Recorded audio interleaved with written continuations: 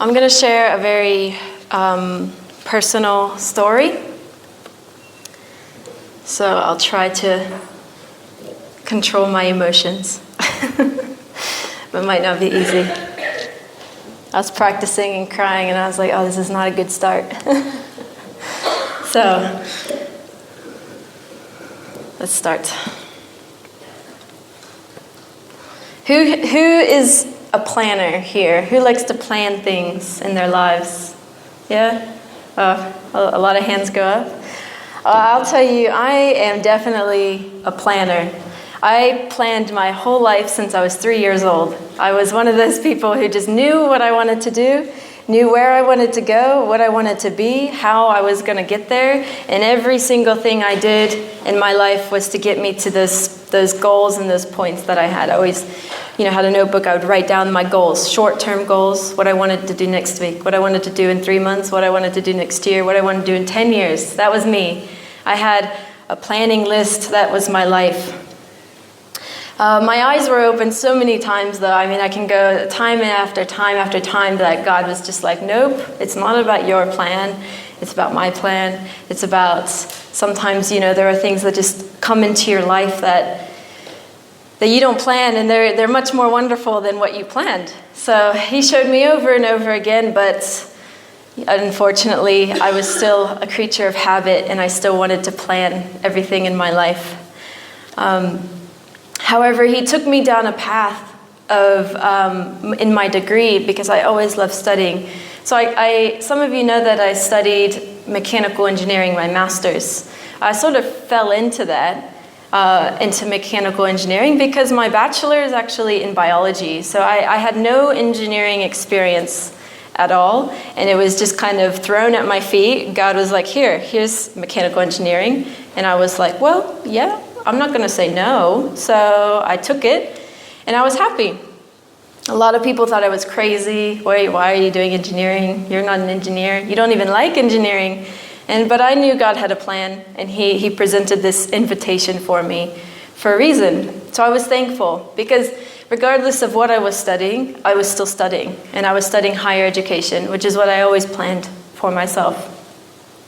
You see, I'm like one of those people who loves being an academic. I love going to seminars and sitting in conferences, and I love listening to people speak. I'm just a bit of a nerd when it comes to that. I just love teaching. I love being in a classroom setting. I love textbooks. I actually read my textbooks in university. That was me. I loved being an academic. So I did 2 years of studying, working, persevering on my thesis, because it was research-based, which is very independent work. And then I was ready to submit my thesis. It was about 120 pages long, typed. So I had a plan: graduate, get a visa here, work in my career field, gain experience. That was my plan. What I didn't plan for, though, was rejection. So 4 weeks, just 4 weeks, not even a month, after I submitted my 2 years' worth of work, they came back to me and said, no, it's not good enough. They didn't even read it, because you can't read it in 4 weeks. They went like this. They went, no. And this was my personal work. It was very close to my heart, and I just felt crushed. I felt like, you didn't even give me a chance. 2 years, what do I do? But I wasn't going to let that get me down, because I'm a very optimistic person. I've always been determined. So I said, no matter what I have to do, if I have to do more work, I'll do it. If I have to edit my thesis until my fingers bleed, I'll do it. I would do anything. I was determined, and I was prepared to do what I needed to do in order to graduate. I wasn't prepared, again, however, to fight my right to stay in the country, which is here. So I contacted my school immediately, like the next day after I found out about my rejection. And I asked them about a visa. I said, how do I extend my visa so that I can, redo my work and then resubmit it? Like, makes sense, common sense. And they said, most students just go home and edit it in their home country. And I was like, oh, okay, so you don't know? And they were like, no, we don't know. So then I contacted immigration and I said, what can I do? This is what I have. This is what my schools told me. This is the paperwork I have. And they said, no, there's nothing you can do. You have to leave. You're not technically studying, and they won't give you an enrollment. It's just editing and revising. And I was like, but this is still a full-time work. This is still something I have to do in order to graduate, and they didn't care if I graduated or not. So they had no answers for me. So I had 1 month to stay in the country, and to me, it felt like a death sentence of my thesis. It felt like I had 1 month to revise my thesis, 1 month to meet with advisors, 1 month to do more work, 1 month to sell all of our stuff, and then 1 month to leave. That's what it felt like to me. I felt like, how am I going to do this? How do I do more work on eucalyptus trees in America? There's no eucalyptus trees in America. I can't do that. This makes no sense. So I looked and I looked and I looked, and every door I went to was just shut in my face. And my optimism, for the first time in my life, it just began to wane.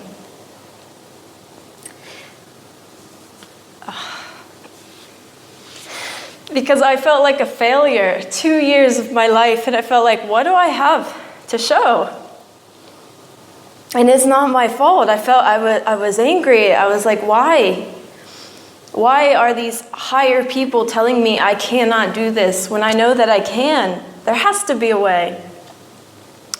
So we bought our plane tickets, but we still didn't know what we were going to do or how I would finish my thesis. So I started to experience anxiety with chest pains and panic attacks. I didn't want to get out of bed in the mornings. I was suffering from minor depression. I've never, ever had anything like that in my life. I didn't know what it was until somebody said, that's anxiety, Britni. You definitely have anxiety. And I didn't want to speak with anybody. I would come here to church. Some of you were here already, and I would just, hi, I'm here. But I was just a shell. I didn't want to be around people. I didn't want to talk. I definitely didn't want to talk about my schooling, and that's what everybody asked me. So how are your studies? And I was just like, oh, Lord, I don't want to talk about it, because it would bring that anxiety much higher. So I just tried to ignore it. I just wanted it to all go away. And I didn't know how that was going to happen. I still went to work. I worked at EB Games. And my coworkers knew what was going on. So they knew that I would be a bit quiet sometimes. They knew I'd been there for a couple years, so they knew me quite well. And they were really kind, but no one could make me feel better. You know, this was a battle I had inside of me. And it made me think of just a verse from Matthew chapter 11. It's verse 28, and it says, "Come to me, all you who are weary and burdened, and I will give you rest." Now, I've grown up Christian my whole life, and I know some of these verses really well. But I just did not feel that rest. I did not. I felt the burden, and I felt weary, and I felt heavy. But I just didn't feel anything taking it off of my shoulders. And I was just wondering why. Why? So I only had a couple weeks left of being in Australia. I still had no idea what I was doing. I just had decided to not even look at my thesis until I figured out where I was going to be. Needed to figure out that first. And I went to work as usual, and then I came back from work as usual on the train. So I was riding the train. I found a seat by the window during peak time, which is pretty miraculous sometimes. And I just put my earphones in and my sunglasses down because I just was crying every day. And I was just looking out the window. I didn't want anybody in that crowded train to notice me or see me. And I just wanted to get home. I was just like, I just go through this, the paces of life. Just do what you need to do and just go through it. The train was so crowded. I remember that day. The train was so crowded, like bodies were just against each other and people were leaning in. And I can't reach the handles up there, so that's why I always try to get a seat. So people are just always bumping into you. And I just really didn't want to be in that crowd. And I was just looking out the window. And then on on my MP3 player, the song Oceans by Hillsong came up next, and I was just listening, kind of half listening to the lyrics. I did like that song a lot, but again, nothing was really making me feel at ease in my present moment. So I'm just going to say a couple lyrics from the song. So the song says, "You call me out upon the waters, the great unknown where feet may fail. And there I find you in the mystery, in oceans deep my faith will stand. And I will call upon your name and keep my eyes above the waves. When oceans rise, my soul will rest in your embrace. For I am yours and you are mine. And your grace abounds in deepest waters. Your sovereign hand will be my guide. Where feet may fail and fear surrounds me, you've never failed and you won't start now." And I was listening to those words and I was just thinking like, well, I feel like a failure. And I know God doesn't fail because my faith was strong enough to know that. But at the same time, I felt like, well, what are you doing, God? You know, what are you doing? And the questions just started coming into my head. Where was I going now? What was I going to do? What was my degree for? Why did we come here? What was the point of it all? And I just started crying on that train. I was just crying so heavily. And then the bridge of the song came on, and right before they start singing the bridge, it's just the really soft piano, and it's just one chord, and then another chord, and it was just really beautiful. And during that soft piano instrumental, I could hear the noise of the train, you know, the people talking and the bodies wrestling and people, you know, in their phones, and I could hear the noise of the city. And then I realized how lonely I felt in that moment. Lonely and angry and hopeless. And then they started singing in the song. The song says on the bridge, "Spirit, lead me where my trust is without borders. Let me walk upon the waters wherever you would call me. Take me deeper than my feet could ever wander, and my faith will be made stronger in the presence of my Savior." And I was just crying, and I was just trying not to show anybody. You know, I was facing the window, like almost sideways on my seat, and I was just crying, and I was listening to this, and I was just angry. I was so angry. And it was the first time in my life I did not feel strong. I didn't feel happy. I didn't feel like me. I didn't feel like Britni. And I started just asking God, why? Why, Lord? Why did this happen? I know you test me. I know you strengthen me. But why this? Why this in particular? Why now? I cannot go on. I need you. Do you even hear me? Because I need you. I need you now. I need you to answer me. Show me you are with me, because I am losing my hope.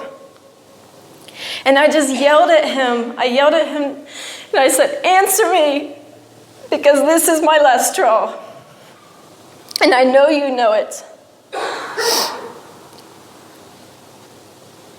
And then, in the middle of that bridge, of that song, in the middle of the crowded train, and the noise, and the bodies, and the swaying, everything just went calm, including my heart, and I felt nothing but stillness. Just at that moment, I wanted to give up. And I began to doubt. And I was at my limit. But at that moment, when I was at my limit, God answered me. He calmed everything on that train, including the music within my ears. It was just silence. It was just silence. And he did that so that I would listen, because he spoke to me and he said, "Trust me." Nothing else, just trust me. And then After all that silence, the noise came back right away. It was maybe milliseconds. And the bridge of my song came back on. Spirit, lead me where my trust is without borders. Let me walk upon the waters wherever you would call me. Take me deeper than my feet could ever wander, and my faith will be made stronger in the presence of my Savior. And the noise and the bodies and everything started coming back on. And I was just looking around, and I realized, I knew, I was like, the noise returned, but I knew I had heard the voice of God. And everything in my body stopped. I felt frozen, like I didn't want to move. And I hadn't even realized that I was actually holding my breath at the time. And I tried to take a deep breath, but my heart was just beating too fast. I couldn't control it. And the words, they just flowed through my mind over and over and over again. Trust me, trust me. And I was like, did I hear that? Was it real? Trust me, trust me. My train finally got to my stop, and I got off, and I don't really remember much of what happened after that. I think I ran home because I got there so quickly. It was a bit of like an out-of-body experience. And I remember getting into the door and just dropping my things on the door at the doorway. And Fabian was on the computer, and he was sitting there, waiting to greet me when I got home. And I knew I had to tell him. I had to tell him he's my best friend. He's so important to me. But I couldn't find the words. I just hugged him as tightly as I could, and I was just crying, and he kept silent because he has that kind of spirit that just knows what you need. And he just waited until I was ready to speak, but my voice was so shaky and weak, and I felt like, what if he doesn't believe me? And I just told him, God spoke to me, and he told me to trust him. And the only thing Fabian said was, you heard God. And there was no doubt. It was just amazement. His face was just illuminated. And I remember thinking, oh, Lord, you gave me a partner that I needed, especially for this moment. And we were just rejoicing. It was like we had nothing at that moment. We didn't know anything about our future, but God was with us, and we felt that. In Jeremiah chapter 29, verses 11 through 13, he says, and you guys probably know this very well, "For I know the plans I have for you, declares the Lord, plans to prosper you and not to harm you, plans to give you hope and a future. Then you will call on me and come and pray to me, and I will listen to you. You will seek me and find me when you seek me with all of your heart." My God, He knows the plans for me. And I was so desperate, I called out to Him, and He heard me. He always hears. And I sought Him with everything I had within me, with my entire heart, my entire body, and I found Him. My God. Over the next day, I felt my anxiety lessen, and the heaviness within my chest disappeared. We still had to leave the country. We still had no visas, but we knew God was with us, and we knew that we would return because God always keeps His promises. I realized then that I had been trusting in the wrong things. I'd been trusting in earthly trust, not a heavenly trust. But you see, God tells us over and over and over in the Bible, why don't we ever listen? After that moment in my life, things kept going. It was very slow progression. I went back to the States for 3 months because we had no way of staying. And then we found a way to come back to Australia 3 months after being away. Once I returned, I fell back into work, revising my thesis, the same routine of just going on and going forward until eventually I could submit my thesis again and my work. And I felt very good about it again this time, very good. So I submitted it. 5 months later, I received word that my thesis was again not accepted. And I had to do more work. And there's a lot of things that could have happened to me, but at that moment, I just felt thankful. Because my trust in God grew, but that didn't mean that everything just goes smoothly. Every trial and every hardship that hit me, I felt thankful. Because how could I doubt my God who gave me exactly what I needed, his voice? In 2 Thessalonians chapter 3, verse 16, it says, "Now may the Lord of peace himself give you peace at all times and in every way. The Lord be with you, all of you." And in John chapter 14, verse 27 says, "Peace I leave with you, my peace I give to you. I do not give to you as the world gives. Do not let your hearts be troubled and do not be afraid." It was a slow awakening of many months, even years, because this happened 2 years ago, before I felt complete truth. The peace that filled me could not be taken away by anything or anyone. It was a heavenly peace. A peace not of this world, and therefore this world could not touch it. It was a peace that was only for me, crafted for my spirit. You see, my Father is an artist who knows each creation is unique, needing special touches to mold and sustain it. And he knows my spirit so well, he molded it in a way to give me complete peace. I'm going to read a story from Mark chapter 4, the story of the storm, verses 35 through 41. The Bible reads, "That day when evening came, he said to his disciples, 'Let us go over to the other side.' Leaving the crowd behind, they took him along just as he was in the boat. There were also other boats with him. A furious squall came up, and the waves broke over the boat so that it was nearly swamped. Jesus was in the stern, sleeping on a cushion. The disciples woke him and said to him, 'Teacher, don't you care if we drown?' He got up and rebuked the wind and said to the waves, 'Quiet, be still.' Then the wind died down and it was completely calm. He said to his disciples, 'Why are you so afraid? Do you still have no faith?' They were terrified and asked each other, 'Who is this? Even the wind and the waves obey him.'" Now, most people hear this story, the story of the storm, and they think of the storms that they go through in their lives, which is quite relevant.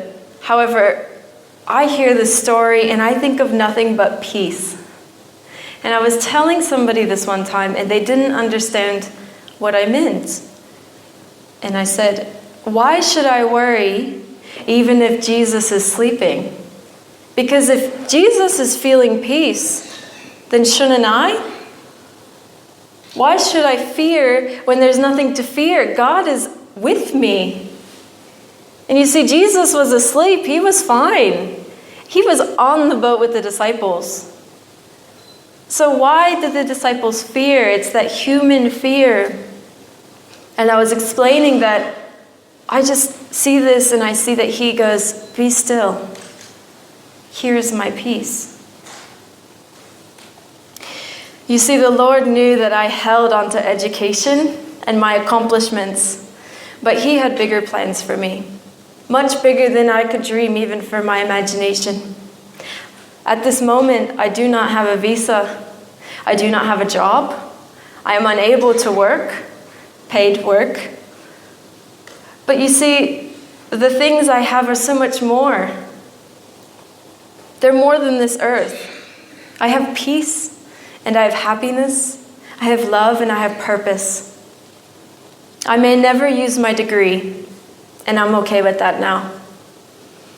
I may never graduate, and I'm okay with that now. My still moment, as I like to call it, changed my life. I didn't give God enough of my still moments, of enough moments in my life where I just sat down and listened to him, where I just sat down and prayed to him. where I just focused on Him and Him alone, and I didn't have any distraction from this world. And I realized that that was wrong of me. But do you know what He did? He created a still moment for me. He made everything calm so that I would hear Him, because He knew that I wasn't hearing Him, and I wasn't coming to Him in the way that I should have. So if I wasn't going to create a still moment in my life with Him, He was going to create it for me. And He did. Trust me. I now walk with faith built on rock, not sand. I smile with peace in my heart. And I know that my Heavenly Father does have a grand plan for me. And I'm okay not knowing that plan yet. This is my hope and my light in the darkness today. It cannot be touched. It cannot be taken. It is mine, given to me for eternity. And I just have a couple closing verses for you. In Psalm 51, verse 10, it says, "Create in me a pure heart, O God, and renew a steadfast spirit within me." A steadfast spirit. That's what we must have. Because our lives may change, but God does not. And it is His love and His faith that is eternal. In 1 Corinthians chapter 2, verse 9, it says, "However, as it is written, what no eye has seen, what no ear has heard, and what no human mind has conceived, the things God has prepared for those who love Him." He has great plans for all of us. And sometimes those plans we just have to let go in order for His plan to come and work into our hearts. In Isaiah chapter 26, verses 3 through 4, it says, "You will keep in perfect peace those whose minds are steadfast, because they trust in you. Trust in the Lord forever, for the Lord Himself is the rock eternal." I just love the image of Him being a rock, a foundation for me to stand on. Something that doesn't move and it doesn't shake. It's very sturdy. And then I'll just close with James. Because one of the biggest things I've learned in the past 2 years since that moment was that it doesn't get easier. And I might not know my plan until it's just right in front of me. But I take joy in the trials that I have.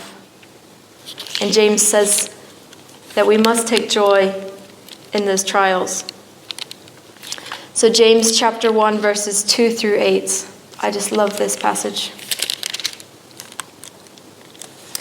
"Consider it pure joy, my brothers and sisters, whenever you face trials of many kinds, because you know that the testing of your faith produces perseverance. Let perseverance finish its work, so that you may be mature and complete, not lacking anything. If any of you lacks wisdom, you should ask God, who gives generously to all without finding fault, and it will be given to you. But when you ask, you must believe and not doubt, because the one who doubts is like a wave of the sea, blown and tossed by the wind. That person should not expect to receive anything from the Lord. Such a person is double-minded and unstable in all they do." You see, when I asked God to speak to me, because of my faith, I knew He would answer. But I was just so afraid. But it says there in James, let us have joy in our troubles, in our suffering, in our trials. And if you need it, you ask God. But only ask God when you have no doubt. Because a lot of people come to me and they say, "But Britni, I ask. And I ask and I ask and I ask, and I don't see anything happening. I don't see a change." But see, God knows our hearts more than our words. And that's what He's waiting for. is your heart to come to Him, for your heart to ask Him, not what comes off of your lips. Thank you.